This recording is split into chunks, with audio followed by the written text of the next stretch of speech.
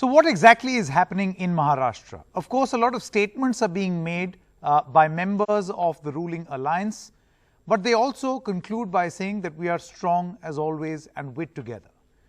Is one supposed to read between the lines, particularly as far as the Congress party is concerned? I have with me a special guest, the former Chief Minister of Maharashtra, Mr. Prithviraj Chavan. Thank you very much, Mr. Chavan, for joining us. I want to ask you, thank you. Should this be considered rumblings within the alliance? You see, there are articles in Samna, then there are statements made by Shiv Sena MLAs who are saying you might as well want to go with the BJP. What's happening? Well, I think too much is being read unnecessarily. What had happened was in the Congress party conference, the Congress party's Pradesh chief, Mr. Patole, was trying to motivate the party cadres, telling them that they should strengthen the party in every block, every district, every constituency. There is a certain undertext that people had to be given hope that they may be able to get Congress party tickets to contest elections.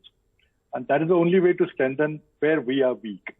It's a fact that Congress party today stands at number 4 in the state politics. And the new party chief is trying to strengthen the party across Maharashtra. And that is his mandate given by the party. But let me assure all your viewers that the reason for which we formed the Maha-Aghadi government in Maharashtra was to stop BJP. And with that sole purpose, we made some compromises, and we have a three-party government which is absolutely stable. It will continue its term. But at the same time, there are local bodies elections coming up next year. And in order to strengthen our respective parties, all parties will try to gain some space, not at the cost of each other, but at the cost of BJP. You know, the word that you have used is exactly the problem as far as the alliance is concerned. You're saying that we have made certain compromises. Do you think that the very fact that you have built an alliance on this seismic plate, politically seismic plate, is the reason why there are frictions and there is great seismic activity? That every time a statement is made, it sends a sort of a shock wave, that you have a reaction and a counter reaction. No, I think there is nothing, no seismic plate or anything like that. The alliance is stable. It is created with a particular objective. That objective remains. And as long as we are together fighting the BJP and the communal forces, the government in Maharashtra will complete its term, full term at all. Of course, when each party tries to strengthen itself, there are some feathers are ruffled. For example, local people are trying to seek tickets for the local body elections. They have to be encouraged. If we do well in local bodies, then we'll ask for a large share or larger share in the alliance and all that. And when statements are made that we will lead the state or we'll get a chief minister, that necessarily doesn't mean that we are going to break the government or break the alliance. But Mr. Chavan, see, a lot is said about, or many political parties construe this as a telling commentary on the Congress party and its commitment to an alliance. For instance, in New Delhi, lots of rumblings that the Congress never ever supports a government. Whenever they support a government, they don't do it for a full 5 years. There are always these internal, rumblings that keep on happening. Secondly, you know about this big meeting of Mr. Sharad Pawar, which is taking place in the national capital. He's meeting a key strategist. He's called all opposition leaders. Do you feel an attempt is being made to basically tell the Congress that you are not the pillar of the opposition? There are others as well. I think we have shifted the ground now. We are discussing Maharashtra. So let me first reassure you that Maharashtra government is stable. It will complete its term. So within the framework of the Maharashtra alliance, each party will try to gain some strength. It will not be at the cost of each other, but it will be at the cost of BJP. We want to finish BJP from Maharashtra. That's the purpose for which we come together. But what about this big meeting? About Delhi meeting. Yeah. Delhi meeting, some people are meeting there. I mean, they all objective, common objective is to fight Mr. Modi, fight and get rid of this unholy government in Delhi. If certain parties are trying to meet and try to create a pathway for going forward, that's so be it. It's fine. There's nothing wrong with it. No, my point is, do you think that this formulation can come up minus the Congress party? No.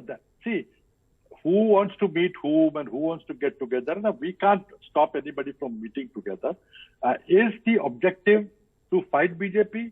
Is the objective to get rid of Mr. Modi? Yes, it is.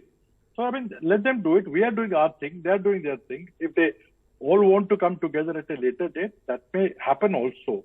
But tomorrow's meeting has been called by certain political parties under a particular front. I think, I understand it's Rashtramancha is calling a meeting. Nothing wrong with that. Best wishes to them. If they want to fight Modi, we want to fight Modi. No, Mr. Chavan, that's exactly what I'm trying to ask you. Of course, there are different formulations, but Mr. Chavan, do you think that now is a time where in the opposition space, parties are realizing that the Congress is not the fulcrum, is not the core of the opposition? Other people have to get together. That you are essentially a weak party now. No, the point is all had to get together. And I think, as you know, among this opposition space that you have described, the Congress party, although it is a much weakened Congress party, we have a much smaller strength in the parliament, and we don't control as many states as we used to do before, but Congress party still remains an all-India party. So if anybody thinks that a opposition alliance to defeat Mr. Modi can be constructed without Congress party, good luck to them. But it is a plain fact that we all have to come together, pool our resources, and take on Mr. Modi whenever next elections come in, whether to state assemblies or to a national election in 2024. And what's your view on a third front? I mean, we have seen various third fronts coming up, fourth front coming up. It's not really worked. So you can give it second, third, fourth, whatever name you want to go. Somebody calls it president front and all that. But if you really want to pool all our resources, all opposition parties have to come together. So you're saying it can't happen without Congress? No, there's no point further fragmenting the opposition space by saying that we don't want this or somebody is untouchable or something like that. So this is the initial, I said 2024 is still far away. Do you feel, Mr. Chavan, that Mr. Pawar's meeting is an attempt to fragment the opposition space? Because clearly you are not there. I don't think, no. I'm sure he will not do anything which will fragment the opposition to Mr. Modi. I mean, this is only very, very early steps. Let us see how things develop. But our objective is same. How we fight our battles will be decided in time to come. But I think there is absolutely no doubt in my mind that all political parties who are opposed to the communal Modi government will have to come together in their own ways. Sure. What particular formation, what particular shape it takes, time alone will tell. But if some step has been taken by some friends, some political leaders, I mean, that's all right. That's to be nothing wrong with that. All right. Mr. Prithviraj Chavan, thank you so much for joining us. You're welcome. Thank you.